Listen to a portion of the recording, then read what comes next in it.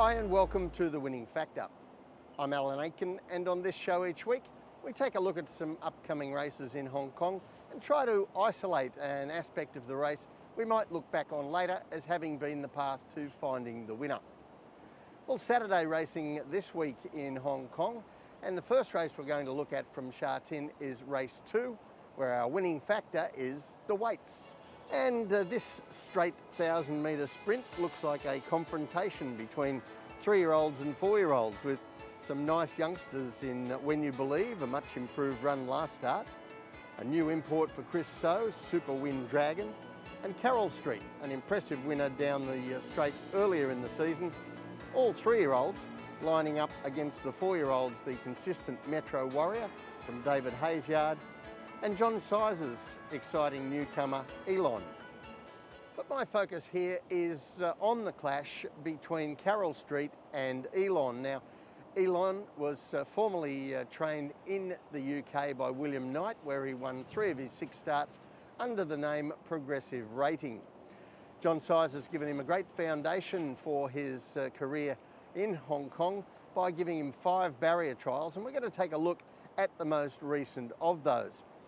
Now, this is just April 9, so just over a week ago, and here you see him in white and red colours, pings the gates like his barrier opens early, but Joe Moreira never really has the handbrake off him in this trial. It's his natural speed that allows him to share the lead without breaking a sweat, and when they come down the home straight, he just coasts down to the line, and Moreira allows a lesser rival to head him off near the line. And just for reference, that's Amazing Chocolate, being a tourist in 5th place there, a reference for our second segment. So Elon has had a great foundation. He looks like a new horse ready to go and make his debut in Hong Kong racing. But I want to take you back to another Hong Kong racing debut. This is Carroll Street, and this is back in December.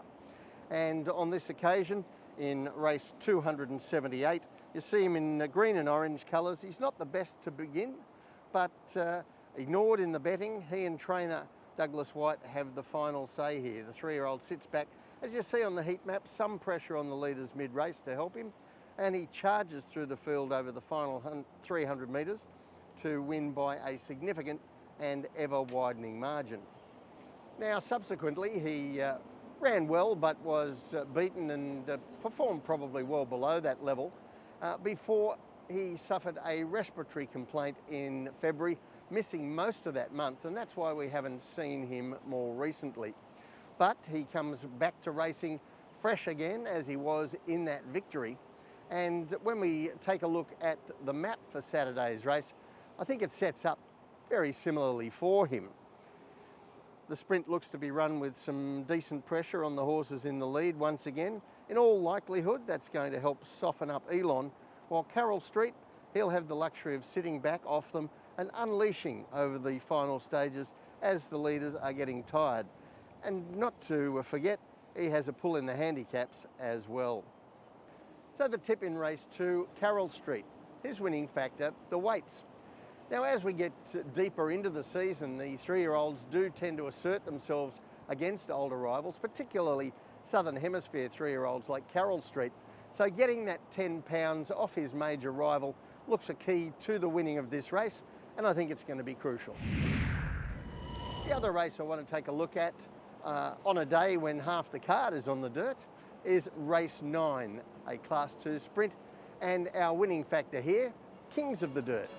Now, there are not many races on this surface for the upper class horses in Hong Kong, so there's usually very good depth to them, and this one is no exception.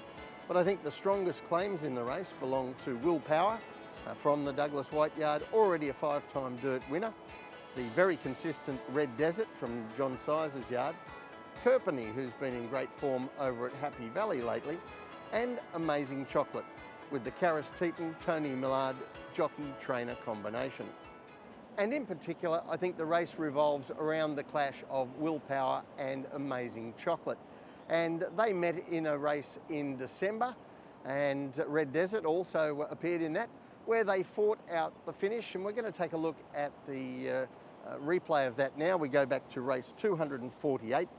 And in purple with yellow sleeves, Amazing Chocolate, slow out of the gates, gets a reminder from Wagner Borges here that he's in a race, while Willpower in the blue with white cap and Red Desert out wide in the dark blue colours both jump well and press forward in the early stages. Now, when the race settles down, it looks like a strong speed to the eye, but it's actually quite civilised when you analyse the times.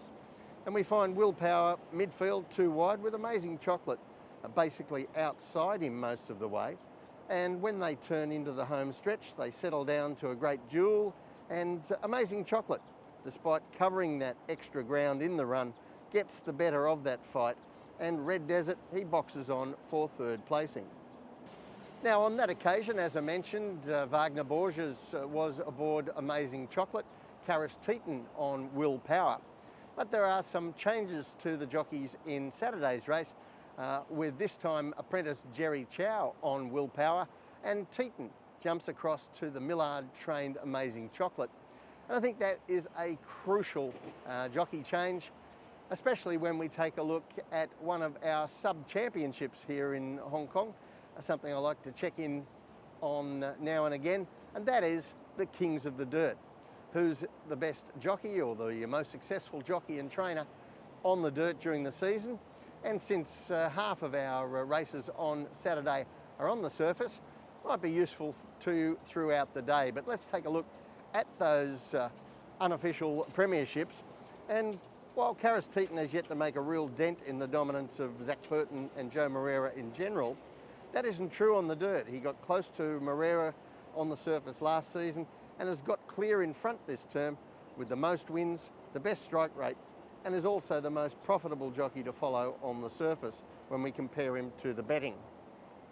Meanwhile, amongst the trainers, it's Tony Millard who leads across the board. Once again, most wins, best strike rate, and the most profitable to follow when we compare his performance to the expectations of the betting market under expected wins.